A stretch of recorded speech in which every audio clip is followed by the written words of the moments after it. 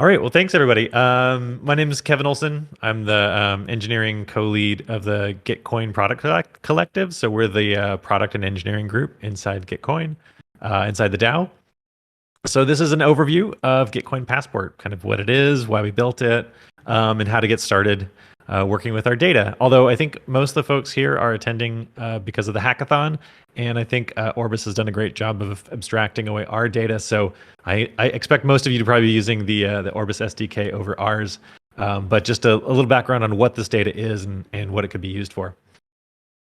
So to get started, I'm going to go through sort of the why, what, who, and how of Passport.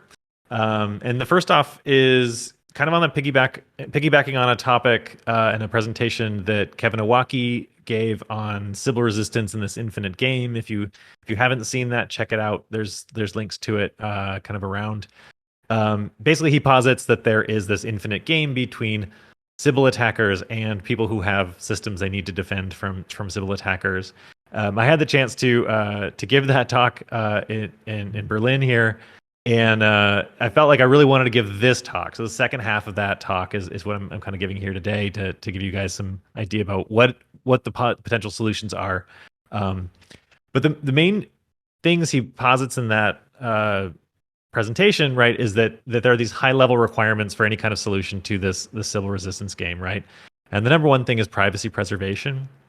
That individuals have to be able to, operate without disclosing their identities. It has to be decentralized, right? And that has the benefit of preventing capture. It has to be adaptive, meaning it can continuously evolve, right? As individuals get, more sophisticated in their attempts to game these types of systems, we have to be able to adapt and overcome that. And then lastly, it has to be pluralistic. You have to be able to, build in a way that's open and any individual can come through and any community can define what they need. So to continue on, in Passport, the way we took those requirements, first and foremost, if you look at the stamps inside of the Passport, so maybe you've noticed the VCs that are on Orbis, those do not contain any PII themselves. They are just attestations, meaning they just represent some fact about a person, that you have more than 100 Twitter followers or whatever it might be. But there is no actual PII in that stamp itself, right? So inside that verifiable credential. We made that decision partly to help, not dox people. That's the main thing, but then also to encourage people to experiment with this, especially using something like Ceramic, where the data is always public and readable. Unless we wanted to go down some kind of an encryption route with lit or something like that, which I believe they presented to this community, so that's exciting. We opted to really make the stamps more about the sort of factual observation of data than actually be containers of data themselves. So one thing to note, there's not a lot of data inside the stamp. The stamp itself is the important thing in Passport. It is decentralized, right? We chose Ceramic. We didn't keep a proprietary database, or we didn't throw an API up in front of the data. And that was a key design decision. Also, I think moves us away from, when you're in this identity space, a lot of the sort of self-sovereign identity is sort of the dominant thinking. And we wanted to move away from that a little bit into this more of kind of Ceramic style composable data. That's also to help prevent capture, right? So someone doesn't come along with a better data storage layer and keep the community behind some kind of a walled garden. We also, building fully open source and then choosing open standards as a way to prevent any kind of, single entity capturing Passport. Anyone can fork it and move forward without needing me or the Gitcoin team to continue to do anything. It is adaptive, right? You can add more stamps, and we've made an attempt very recently actually to make that even easier. The approach to scoring has evolved a bit, and I'll get into that. So our attempt to sort of always stay one step ahead of kind of this Sybil, game. And then lastly, it is pluralistic, meaning that we've centered the whole goal of Passport around this idea that, communities, and building this kind of consensual relationship between communities and their individuals that are part of it. They can attest to facts about themselves, reveal facts about themselves to communities, and the community can define these custom scores, building up, this idea that this is a ultimately some sort of fabric of trust between communities and individuals, and building this in a way that anyone can tailor it to their needs. So what is it? I wish I could do a show of hands, but there's just avatars here. But I'm happy to demo it if you haven't played with Passport. The link is here. I think I'll probably spare everyone, the 5 minutes of me clicking through. What I would encourage you to do is to go onto Passport. Try building it up with one wallet, and then create another wallet and try to do it again. And one of the interesting things you'll see there is our attempt to show that you can create multiple identities, but then how to create community contextual identities, and I'll get into a little bit more about what the mechanism behind that is. But if you have multiple passports, it does get you into the space where you can start experimenting with different scores and how scoring can think about the same person showing up twice with different or the same stamps in their passport, which is kind of the key mechanism behind the sort of Sybil defense game that we have to play at Gitcoin. If folks do have questions, I'll actually open up the chat. I just realized I don't have that visible right now. Do we have a chat in this? Brilliant. Okay, cool. Cool. If anyone does have questions, do just drop it in the chat, and I'll keep going. So where are we at today? We have 100,000 passports created and a lot of stamps, way more than that. I don't know if anyone on the Serscan team has a count of the actual VCs that come from Passport, but it's usually on an order of 5x that number, something like that. But anyway, we're quite pleased with that. The interesting thing also, this should be maybe kind of pointed out, that top line number about passports created. So Gitcoin's only ever had about 40,000 passports submitted to us. So this is actually showing that there's a lot of people that are building passports and using them outside of the Gitcoin ecosystem, which is just crazy exciting for us. So I'll talk a little bit more about some of the other folks that have integrated Passport recently. The big one that I'm quite excited about is Snapshot, using Passport to protect quadratic voting in the Snapshot ecosystem. So yeah, using Passport as the kind of statistical Sybil defense in that case. Cool. So what is it? Some background concepts. I actually probably don't need to explain that to this community. As you know, ceramic and everything in the Orbis world is DIDs. We want the DID PKH as the DID generation mechanism for us. And then lastly, obviously everything is VCs. That's the kind of why we're here today. Again, probably like similar information. You're probably all familiar with ceramic at this point. If you've gotten the chance to talk to anyone from ceramic, the vision behind that really is quite expansive and quite exciting for where they're taking things. We ended up making use of the self-ID SDK, and they were actually a huge help to us as we developed Passport, going so far as to even make PRs against our repo as we were getting started, and then helping us even through launching it in GRs 14 and 15. Those are our grants rounds. And helping us deal with scaling challenges on our node. They were daily working with us. Just fantastic team, and can't thank them enough. The other one is Spruce DidKit. So Rocco and the Spruce team have built DidKit, which is a great system for building out all the tooling around DIDs and VCs. Again, super helpful, and there's a great collaboration there between Ceramic and Spruce. So by all means, if you want to get down to that level, jump in and grab DidKit. If you do pull down our SDK, one of the build dependencies is DidKit, and you'll notice that can cause problems in different environments. So jump in our builders channel if you ever have that question about DidKit. Yes.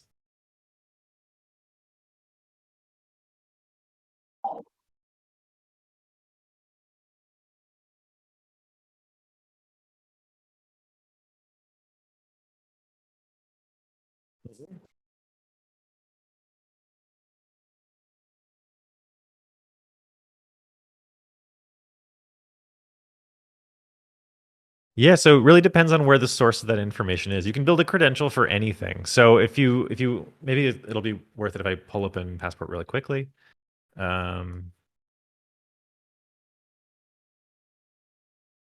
Quickly sign this. I'm going to sign this with a different wallet, so it won't be. 1 second. There you go. If you pull open one of these, you can manage the stamp. All of these, you can kind of think of them as maybe an achievement where you have different facts. These are individual VCs on the Passport. If you're mentioning Galaxy, I have to be honest, I'm not that familiar with that system, but imagining it's, if it's a maybe a great, okay, perfect. So if you're in, right. Okay, cool. So if you want to look at how we're like looking at NFTs and things like that, we do have an NFT stamp itself. You can look at the implementation for how we query for that to see if you can claim an NFT. We also have things like Gitpoap and POAPs, which are sort of on-chain attestations, which you earn through various mechanisms. We don't have one specifically quest-based, I don't believe, but would be pretty easy, I think, if someone had any kind of on-chain fact, that represents some kind of an achievement to create stamps for that and use the passport as the way to issue those. Um, so yeah, so not yet, we haven't, but happy to take PRs, or if you wanted to fork and run this, you could very easily extend the passport app to be your kind of interface to collect that data and bring it into a VC environment. Um, cool. So high level concepts for Passport as we keep going. There is the Passport D app, which is what I just showed you. So that's our front end that coordinates all of the collection of stamps and collection of signatures and things like that. Ceramic is the underlying data network, the data standards of DIDs and VCs. One piece that's not obvious and is, but behind the scenes, if you go into our repo, you'll see this, is we call the Gitcoin Passport Authority, or the IAM server. This is actually one of the ways that we mint the VCs themselves or issue them. That we witness the event or the fact about an identity, and then we make a request to the IAM to generate that VC and have it come back to us. Currently, everything in the Gitcoin Passport is signed by this passport authority. So this is how we bridge the Web2 credentials, and actually how we bring VCs through on for the Web3 data points as well. Um, this is actually currently being deprecated as the trust bonus reader. So inside Gitcoin, if you want to go back into the kind of we refer to it as legacy, but it's what everyone currently knows as Gitcoin, the centralized web repo. There's a bit there where we read in passports and score them and all of that. That's what people would have used in the previous grants rounds. Going forward, we're moving into more of a score and an API scoring service, which is referenced here. There was a proof of concept that's gone around a little bit in the last few weeks, and I believe we're going with a kind of an MVP should be out by like next week for people to start experimenting with our scoring service. What's nice about that is it removes the need to have to build out your own scorer, deduplicate stamps and some of the things there, and you get some of the benefit of the large data sets that we've seen trained with our team who's looking for fraud and Sybil and things like that to come up with a reliable score that can help you differentiate a likely good versus a likely Sybil passport as it comes through. So those are the high level pieces. There is a sequence diagram here that's probably too detailed to go through, but if you do find yourself getting lost and wondering kind of how all of these pieces coordinate, that is here. I'll share a link to this presentation here maybe afterwards into the general channel, or I'll let you do that, Charles. But that's another way to familiarize yourself with the exact sequence of things. Then I did mention this before. We do have an SDK. It's going through a bit of a rewrite. Some of the things in there, like I mentioned, the scoring have actually proved out through user feedback to maybe need to look a little bit different, and that's what's given us the scoring API. But if you want to know how to read VCs directly through our SDK, you can definitely do that. At the end of the day, it's the same data that you'll get back through the Orbis SDK. It's really just those VCs that are sitting on Ceramic. So a bit of a convenience wrapper if you're interested in working with just the passport from our angle. But at the end of the day, the data on Ceramic is the source of truth. Yes.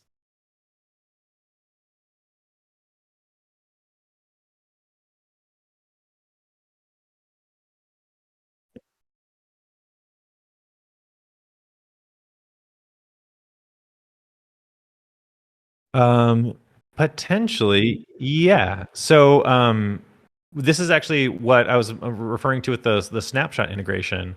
So, oh, there is a chat I can see. Okay, there, good. I lost it. I can help read some of this too. So yeah, so Snapshot recently integrated Passport with what's called a gating interface. So what you can do there is you can define a set of stamps that someone has to possess in order to participate in a particular snapshot vote. So if you've used Snapshot for DAO governance, you would maybe, require people to hold a certain amount of your token or something like this. If you want to move into something which is a little more democratic, maybe you're whitelisting, stewards within your DAO. But again, that's not totally open. But if you wanted to do something which is kind of a next level open, is you can say if someone has to have done certain things or hold certain facts about their identity to be trusted and non-Sybil, that lets you gate. And then the next step is actually go into the scoring service. So the trust bonus in the past was our way of incentivizing people to build up a passport and to steer the matching funds in the Gitcoin rounds.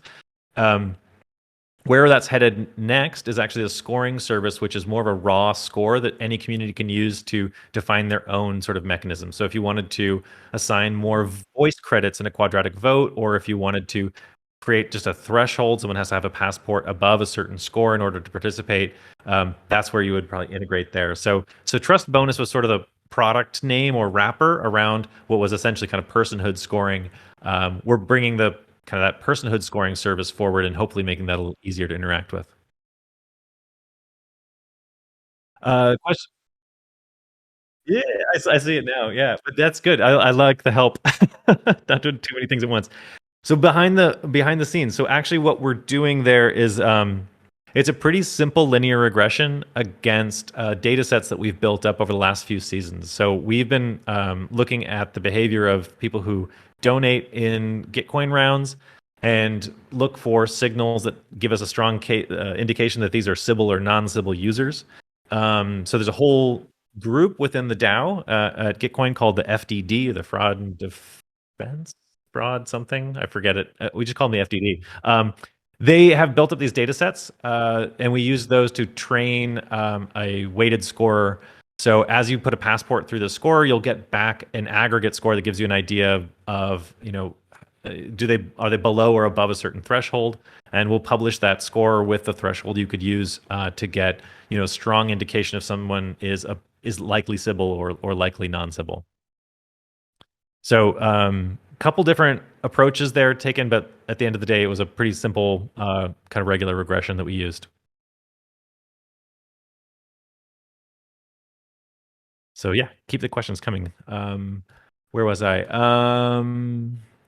Was going to highlight kind of where we are in terms of our current points of centralization. So I mentioned the IAM server. So currently within Gitcoin Passport, we're the only issuer of VCs. So one of the things that I'll actually go into how decentralized. These are just facts. Okay, so we are the only one issuing VCs for Passport right now. We also have our own ceramic node. So the node itself is something of a point of centralization. We have to host that for fast data.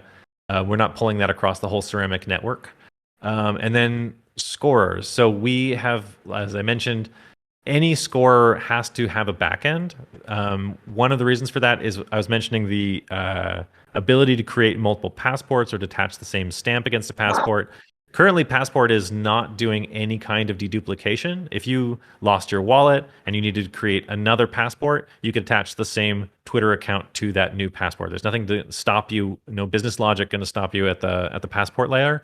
It's at the scorer layer that people have to deduplicate the potential stamps. And one of the things you'll notice in a stamp is that hash field, which is a unique identifier. It's like a salted hash of an underlying characteristic from the source that you're pulling from.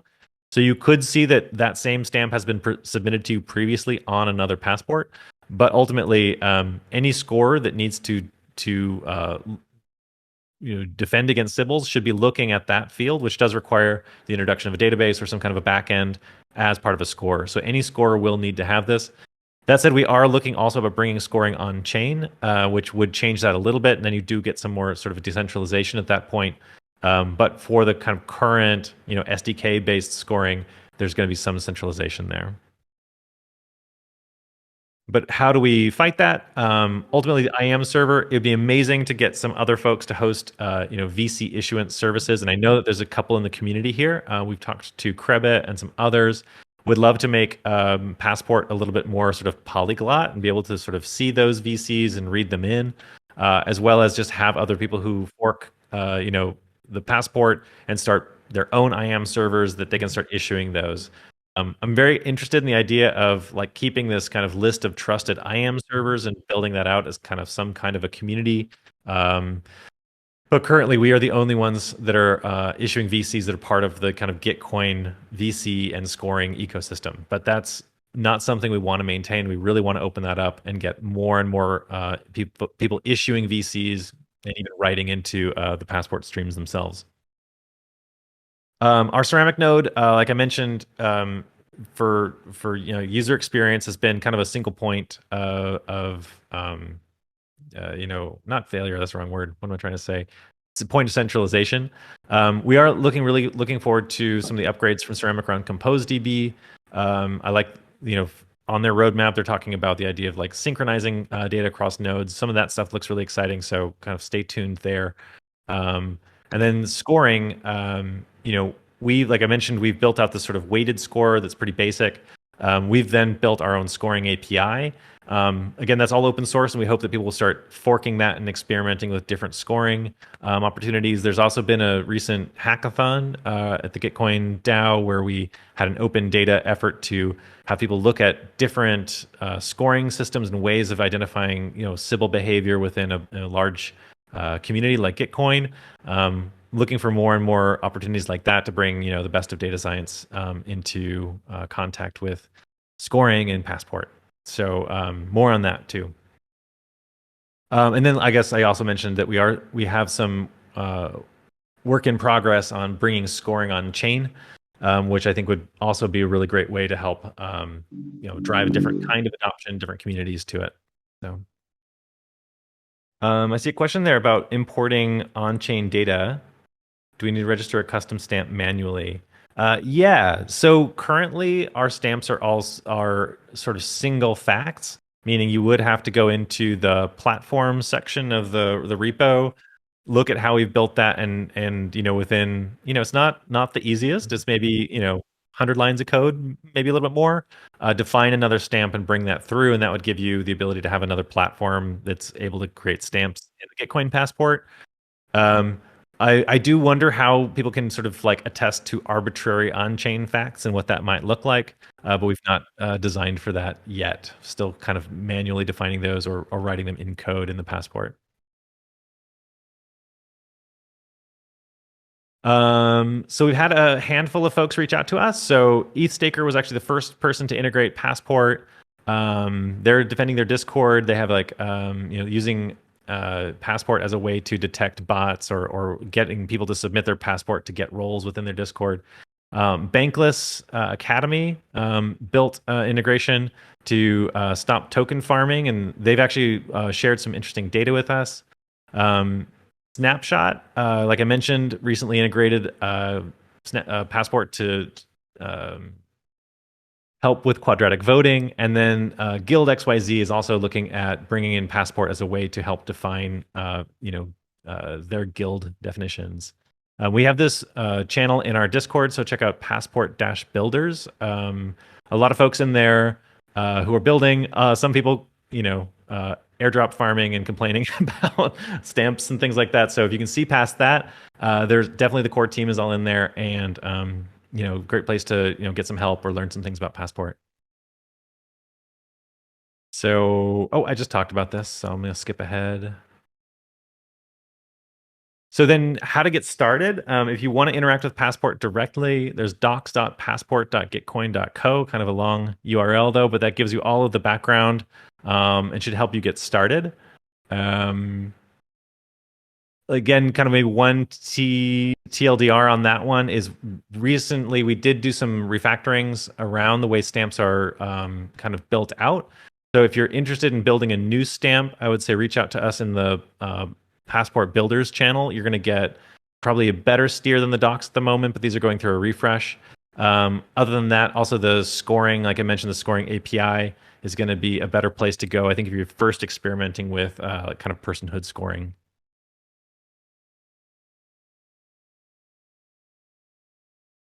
So maybe like backing up, how to get started. One of the big things to think about here as you get started with Passport is really deciding your use case. So one of the important things, and I've probably heard me mention this, but maybe just to drill into it to make sure it's clear for everybody, what is it that you're trying to accomplish by having Passport, right? You have the kind of base case is this idea of gating a community, like are you a member of my community? And oftentimes people are looking for a series of stamps in the passport to determine that, right? Do you have an ENS? Have you voted on a snapshot vote? Maybe have you staked on somebody else? These are signals that you can use to determine if someone's part of your community. I would say that a lot of the time to build a really robust view of if someone is in your community or not may involve building some more stamps. So that's kind of a more advanced one. Are you interested in identity signals? And do you want to make them available to others? So that's more like if you yourself have something interesting, like do you have an identity solution? Maybe you're doing KYC, maybe you're doing some kind of ring of trust type thing. You yourself are an identity signal that's worth bringing forward. There was the mention of quests. Those are really interesting ones too. That could be another way to think about working with Passport. Maybe you've got a view of what unique humanness is. That would bring you into contact with more scoring and thinking about building out new scorers. Maybe there's some things we haven't even thought about yet. So because Passport has kind of a broad scope, just to talk about getting started with Passport, we don't want to take anyone down a particular road. But I'd say for the most basic integrations, it's generally kind of gating a community or some kind of benefit to that community. So, like we've seen most of the uptake being around, your system is minting NFTs or POAPs or something like this for people. People will come in and farm those. That's, wasting resources on your side and diminishing the value of that resource. So gating that somehow, having some kind of proof of personhood mechanism that's not, cumbersome or particularly difficult to get through. So you want to have this low friction way of still letting valid people in and to access that. That's probably the primary use case. But there are these others, and I want to make sure that people are aware that you can definitely contribute to Passport outside of just the straight integration route. So, I mean, just to make it really clear what we mean by gating a community or service, we did this ourselves. So the trust bonus, as I mentioned, this was how we would prevent people from Sybil attacking Gitcoin grants, right?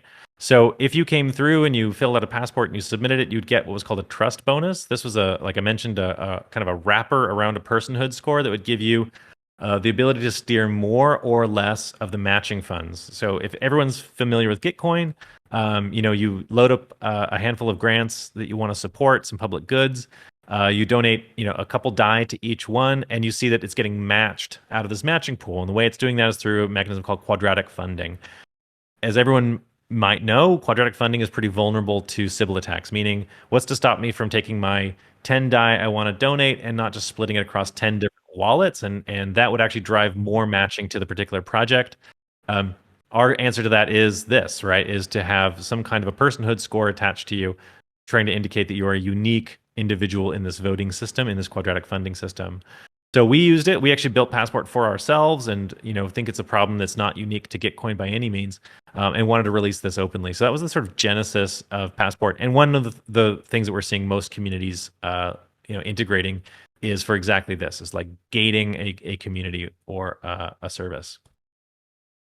Really quickly, wanted to talk about like how to add a stamp. So some of the original pull requests to get get POAP added or some other things like that came from the community.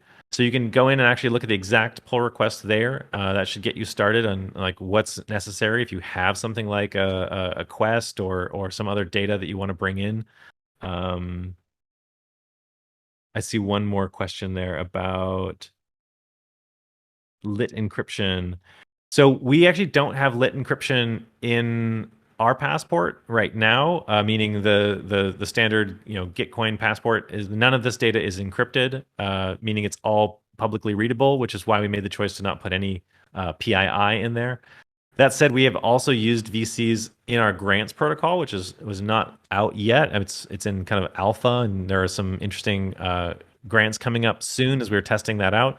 They are using VCs under the hood and are using lit protocol. I wouldn't be surprised if we didn't have that here soon, but if you're interested in playing with lit, by all means, see if you can extend, one of these stamps with some encryption. Would love to see that as a hackathon project. Sure.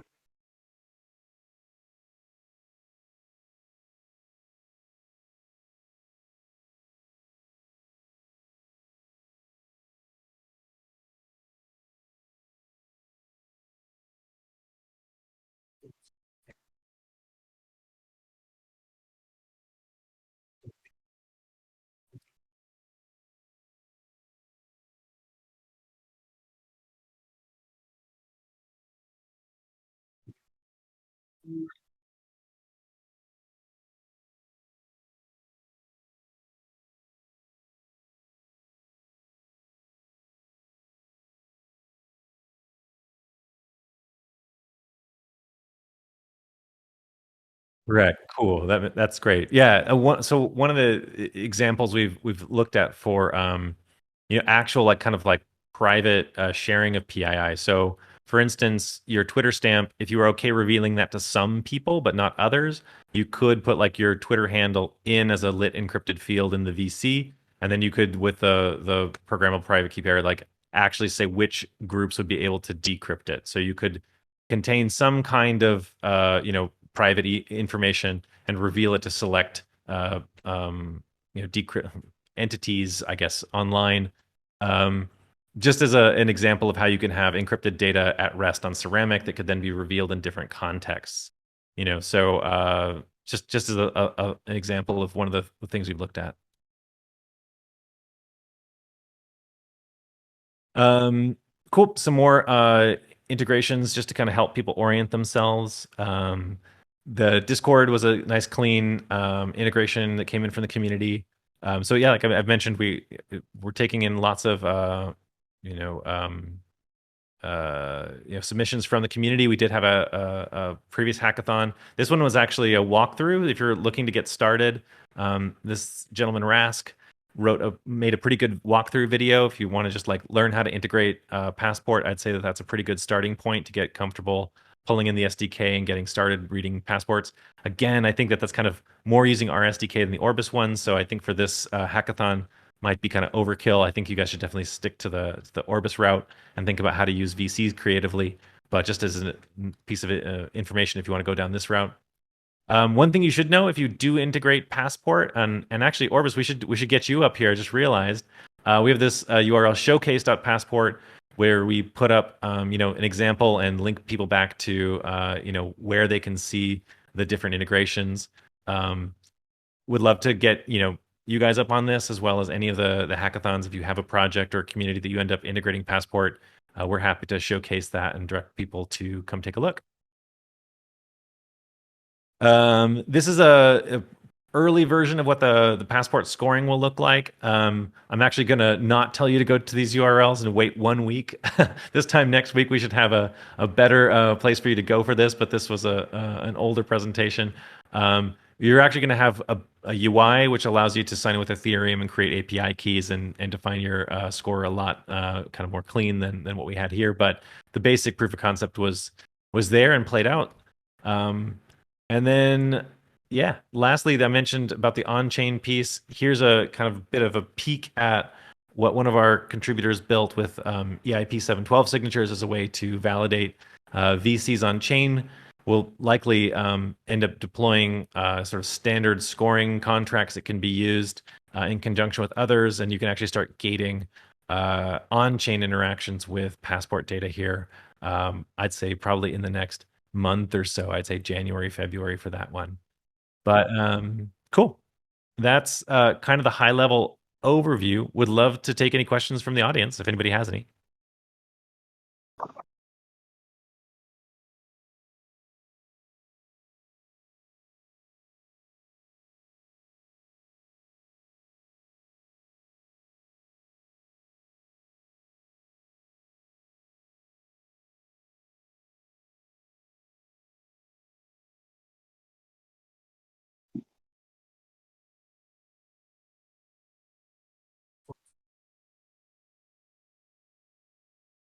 Perfect.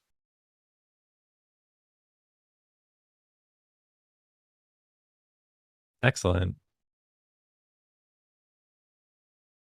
Cool. I'll stop sharing my screen. Actually, I'll just maybe flip back to the beginning just so that people have that. And then I'll, like I mentioned, I'll share this link in there. There's a lot of links embedded within there. And as people have issues or bump into things, feel free to ask questions in the hackathon channel here. Some of our folks are in there and can help, or we'll get pinged by the Orbis team to jump in and see if we can't unblock you. Um, I'm super interested to see what people build, and I can't thank Orbis enough for indexing all of this data and pulling us in as a sponsor for this. This is great.